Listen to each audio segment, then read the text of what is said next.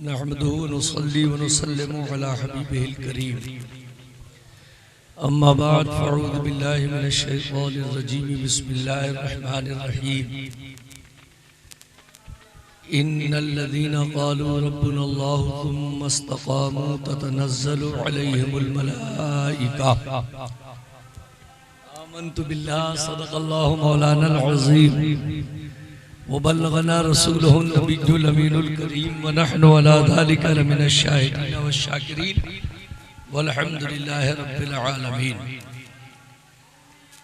नबी और आले नबी पर हदिया दरूद व सलाम पेश करें। अल्लाहुम्मा सल्लि अला सय्यिदिना व नबियना मौलाना मुहम्मदिन मआदिनिल जूद वल करम मुंबइल इल्म वल हिल्म वल हिकम व अला आलिहि व बारिक व सल्लिम सलातन व सलामन अलैका या रसूल अल्लाह या नबी अल्लाह या हबीब अल्लाह सल्लल्लाहु तआला अलैहि वसल्लम। हसन मामूल दस्तूर 11वीं शरीफ की मुतबर्रक और पाकीज़ा महफिल जनाब मौलाना सज्जाद हुसैन उनके बरादरान के यहाँ मुनक़िद है। मौला ताला से दुआ है कि मौला ताला इस महफिल 11वीं को अपनी बारगाह करम में कबूल फरमाए और मौला ताला गौसे आदम का बेहिसाब फैज़ान साहिब खाना और हम सब पर जारी और सारी फरमाए। पूरे महीने हमने और आपने सरकार गौसे आदम पीराने पीर दस्तगीर रज़ी अल्लाह ताला अन्हु के जिक्र व फिक्र की मजलिसें मुनक़िद करके गौसे आदम के फैज़ान से अपने आप को माला माल करने की कोशिश की है। हुजूर गौसे आदम रज़ी अल्लाह ताला अन्हु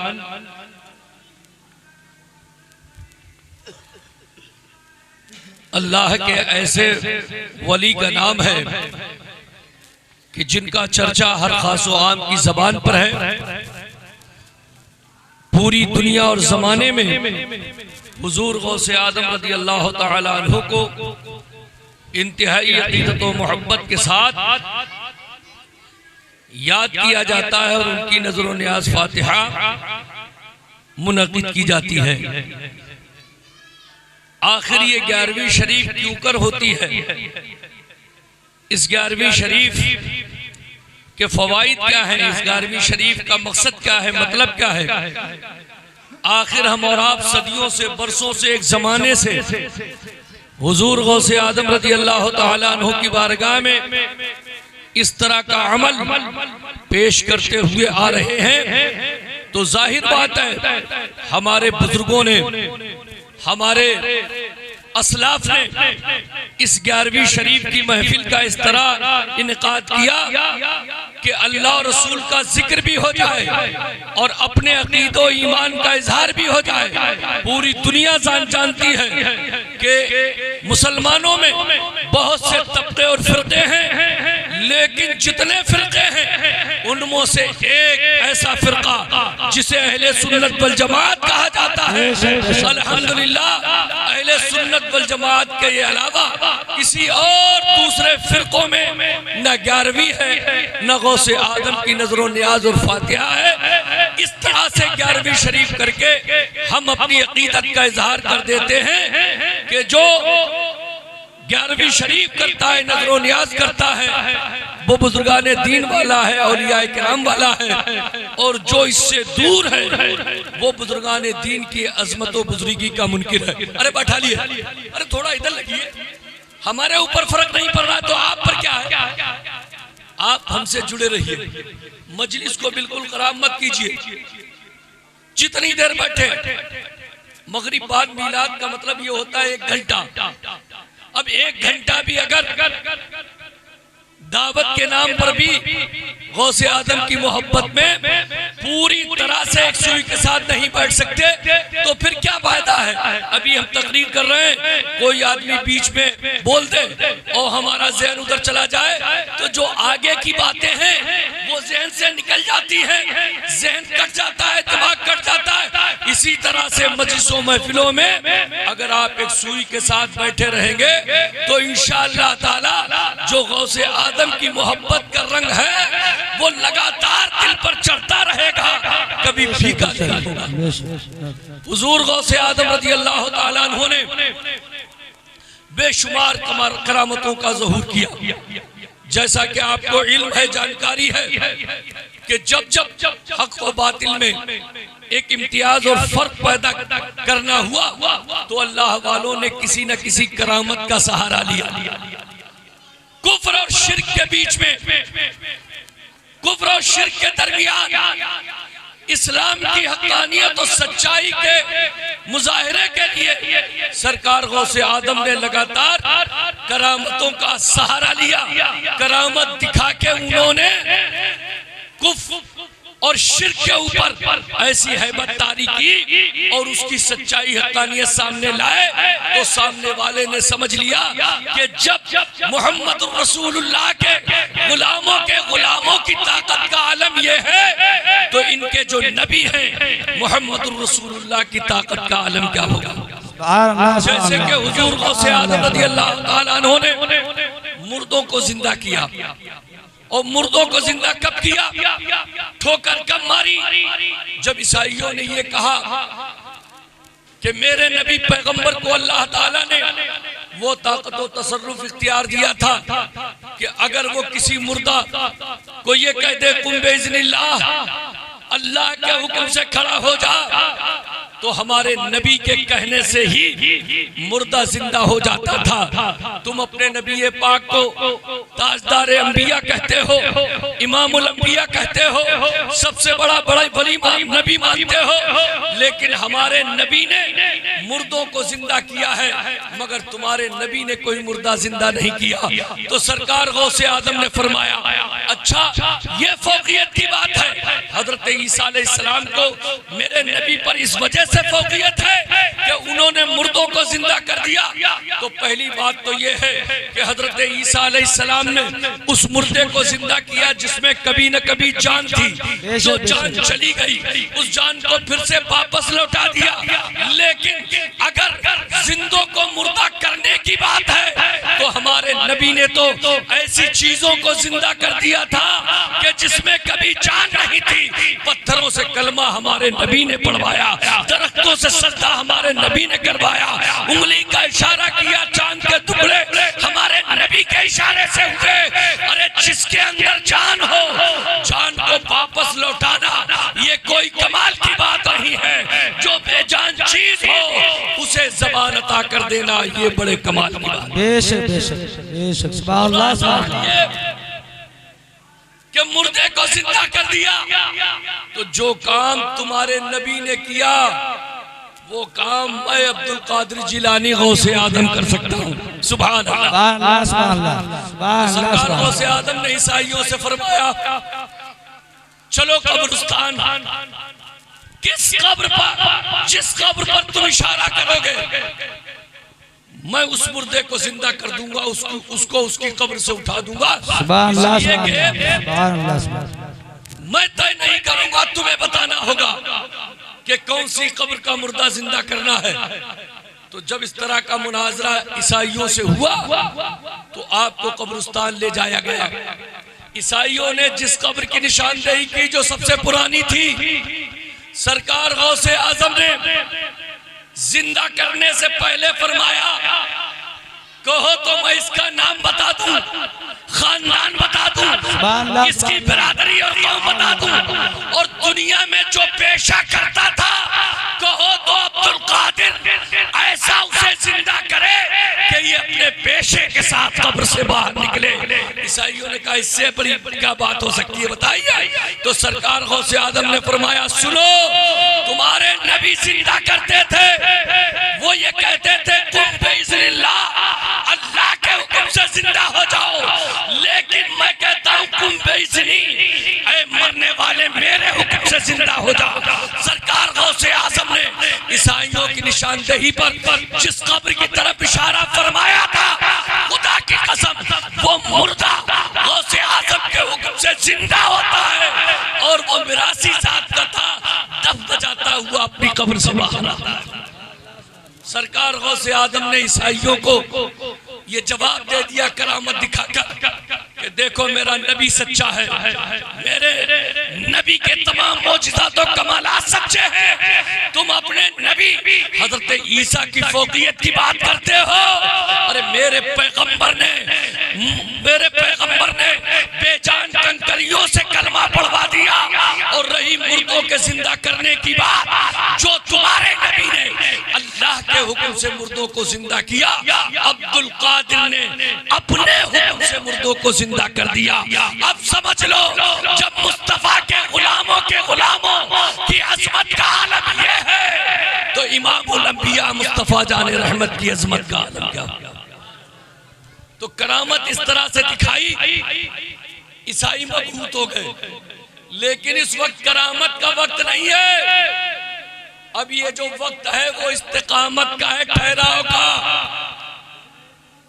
गैर मुस्लिमों का कलमा पढ़ा के इस्लाम में दाखिल करना, ये समय तो रहा नहीं। जो मुसलमान हैं वो अपने दीन पर कैसे कायम रहेंगे, अपने मजहब पर कैसे ठहरेंगे, यही वो वक्त है कि जो इस्तिकामत का है। करामत हल्की होती है, करामत छोटी चीज का नाम है। और हर हालात और माहौल में अपने ईमान पर कायम रहना, इसे इस्तिकामत कहते हैं। इस्तिकामत हर हाल में करामत पर भारी। अब वक्त ऐसा है कि नहीं, तुम्हारे ईमान की जांच हो रही, परख हो रही, मुसीबतें, आफतें, परेशानियां। अब उस वक्त में जब तमाम तरह से हमला ताकतवर लोग आपके ऊपर करें, तो आपको कैसे अपने ईमान पर कायम रहना है, अकीदे पर कायम रहना है, हर हालात का मुकाबला करना है, मगर अपने ईमान पर कायम रहना है। हर जफा जुल्म को गवारा करना है, मगर अपने ईमान पर कायम रहना है। हर परेशानियों का सामना करते हुए अपने ईमान पर कायम रहना है। आज का वक्त हर मुसलमान से इस्तिकामत मांग रहा है कि हालात कुछ भी हो, माहौल कुछ भी हो, मामला कुछ भी हो, लेकिन मुस्तफा की सच्ची गुलामी तो ये है कि हर हाल में वो अपने ईमान पर कायम रहे। ये सबसे बड़ा मामला है, सबसे बड़ा मामला है।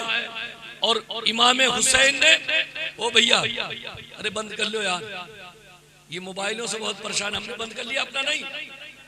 अब हमें कोई नहीं फोन करे भी तो ना उसका जवाब ना कुछ, साइलेंट। इसलिए कि कोई कितना ही बड़ा हो, मगर हमारे गौसे आदम के जिक्र से बड़ा नहीं हो सकता, नहीं हो सकता। अब कोई मिसकाले मारे, कोई बात करे, अच्छा ये बताओ मैं तकरीर कर रहा हूँ, फोन आए, मैं फौरन माइक से हटूं, बात करने लगूं, तुम मुझसे ये न कहो कि मौलाना का ये अमल ठीक नहीं, मगर दिल में ये महसूस होगा ये बात ठीक नहीं है। अब तो हम और आप एक ही उसमें हैं। अगर ये हुक्म हमारे लिए है तो हुक्म तुम्हारे लिए भी है। अगर हम तकरीर करते हुए दौरान तकरीर मोबाइल नहीं सुनते, तो गौसे आजम की सच्ची मोहब्बत ये है कि घंटा आधा घंटा इस तरह से बैठो कि अपने ज़हन दिल दिमाग को पूरी तरह से इकट्ठा कर लो। अब घर में क्या है, बाजार में क्या है, मार्केट में क्या है, ये गौसे आजम की मजहब, उनकी मोहब्बत में बैठे रहो। पता नहीं कब गौसे आजम बगदाद से तुम्हें काल कर दे। ये हजारों काले एक तरफ, गौसे आजम की काल। अगर उन्होंने बगदाद से देख लिया कि मेरा मोहब्बत करने वाला सबको छोड़ के मेरी मोहब्बत में बैठा था, तो उन्होंने तुम्हें याद कर लिया, तुम्हें याद कर लिया, तो फिर बस समझ लो यहाँ वहाँ बेड़ा पार हो जाएगा। इसलिए हमेशा इन मजलिसों महफिलों में अकीदत से बैठो, मोहब्बत से बैठो। ये बुजुर्गों की महफिल है, आम औलिया अल्लाह की महफिलों में अदब से बैठोगे तो मिलेगा। और फिर वो गौसे आजम जो तमाम वलियों के सरदार हों, जिनकी गुलामी में बड़े बड़े अपने वक्त के ताजदार वली औलिया अल्लाह गौस कुतुब अब्दाल है, अरे जिनकी गुलामी का पट्टा तमाम तर वलियों ने अपनी गर्दन में डाल रखा हो, अरे उस अल्लाह के वली की बारगाह में तो और ज्यादा अदब से बैठे, और ज्यादा अदब से। आला हजरत सरकार ने इसीलिए तो फरमाया, वाह क्या मर्तबा है गौसे बाला तेरा, ऊंचे ऊंचों के सरों से कदम आला तेरा, सर भला क्या कोई जाने के है कैसा तेरा, औलिया मलते हैं आंखें वो है तलवा तेरा, क्या दबे जिस पे हिमायत का हो पंजा तेरा, शेर को खतरे में लाता नहीं कुत्ता तेरा। तो देखो बात करामत की नहीं है, अगर करामत की बात होती तो गौसे आजम से बहुत अजमत वाले, बल्कि अजमत वाले नहीं, जो अजमतें गौसे आजम को है उन्हीं के सत्ते में, इमाम हुसैन के सत्ते ही में तो अजमत है ये। जिसको जो अजमत मिली है वो इमाम हुसैन के सत्ते में। तो इमाम हुसैन ने करबला के मैदान में करामतें नहीं दिखाई थी। अगर वो करामत दिखाते तो पूरा नहरे से फुरात सिमट कर उनके कदमों में आ जाता, यजीदियों की अकलें मारी जाती, उनकी तलवारें लकड़ियां हो जाती, घोड़े मर जाते। अगर इमाम आली मकाम जो जन्नत के जवानों के सरदार हैं करामतें दिखाने पर आते तो यकीनन सारे यजीदियों का कलाकुमा बगैर लड़ाई झगड़े के हो सकता था। लेकिन ईमान की बात थी, अकीदे की बात थी, तो इमाम आली मकाम ने पूरी उम्मत मोहम्मदिया को कयामत तक के लिए दरसो सबक दिया है कि जब ईमान की बात आ जाए, अकीदे की बात आ जाए, तो तुम हिमालय पहाड़ से ज्यादा मजबूत बातिल के सामने डटे रहना, हर मुश्किल का सामना करना। देखो मैंने अली अकबर की जवानी खो दी मगर शरीयत से समझौता नहीं किया, अली असगर का बचपना छिन गया मगर दीन से हमने कोई भी मुफाहिमत नहीं की। हजरत अब्बास के बाजू कट गए लेकिन मेरा कदम इधर से उधर नहीं हुआ, मेरे 72 तीनों तलवारों के जख्म लगे लेकिन मैं अपनी जगह अटल रहा कायम। 72 के मुकाबले में 22,000 थे लेकिन हुसैन का कदम दीन की खातिर, मजहब की खातिर, शरीयत की खातिर इधर से उधर नहीं हुआ, तमाम तर कुर्बानियां दे दी लेकिन हुसैन करबला में अपने दीन पर पलाई दीवार की तरह डटा रहा, कायम रहा। इसी को इस्लाम कहते हैं, इसी को मुसलमान। तो आज इस्तिकामत की जरूरत है, ये वो वक्त है। आप लोगों से गुजारिश है कि जरा जरा से नफे नुकसान से अपने ईमान के सौदे मत करो, अपने ईमान को मत बिगाड़ो। लालच और मतलब में जो सही है वो सही रहने दो, गलत मत करो। इसलिए कि मेरे प्यारे भाइयों, कितने दिन हमें और आपको रहना है, आखिरकार एक ना एक दिन हमें ये दुनिया छोड़नी है। गौसे आदम से सच्ची मोहब्बत करिए और बुजुर्गों की तालीमात को आम करिए। ये 11वीं शरीफ हमारी अकीदत और हमारे ईमान की अलामत पहचान है। बुजुर्गों ने इन तमाम मजालिस को किया है, बड़ी बड़ी बरकतें हासिल की हैं। 11वीं से रहमतें, नेमतें, बरकतें मिलती है। गौसे आजम का नाम अपने आप में मुकम्मल एक वजीफा है। या शेख अब्दुल कादिर जिलानी शैन लिल्लाह, या शेख अब्दुल कादिर जिलानी शैन लिल्लाह, या शेख अब्दुल कादिर जिलानी शैन लिल्लाह। गौसे आजम के नाम में इतना असर है कि खुदा की कसम किसी भी मुश्किल आफत में मोहब्बत से ले लिया जाए तो गौसे आजम की मदद अपने गुलाम के पास वहीं पहुंचती है। पार बेड़े को लगा देते हैं गौसे आजम, डूबी नावों को तरा देते हैं गौसे आजम। बखुदा ऐसी हिमायत कहीं देखी न सुनी, पाँव फिसले तो जमा देते हैं गौसे आजम। अल्लाह ताला 11वीं का फैजान जारी और सारी फरमाए। अल्लाह ताला मौलाना सज्जाद, इनकी वालिद वालदा की सेहत में तंदुरुस्तियां अता फरमाए। अल्लाह ताला इनको सेहत व आफियत के साथ कायम व दायम रखे। इनके तमाम तर भाइयों को मौला ताला हमेशा खुद रखे, शादो आबाद रखे, सेहत व आफियत के साथ तंदुरुस्त रखे। अल्लाह रोजगार में बरकतें हो, इनके भतीजे भी अल्लाह सलामत रहे, आप सलामत रहे, ये सलामत रहे, वो सलामत रहे। गौसे आजम के सदके मौला सब के सब सलामत रहे। अस्तगफिरुल्लाह रब्बी मिन कुल्ली ज़म्बिन व अतूबु इलैह। कलमा शरीफ पढ़िए, ला इलाहा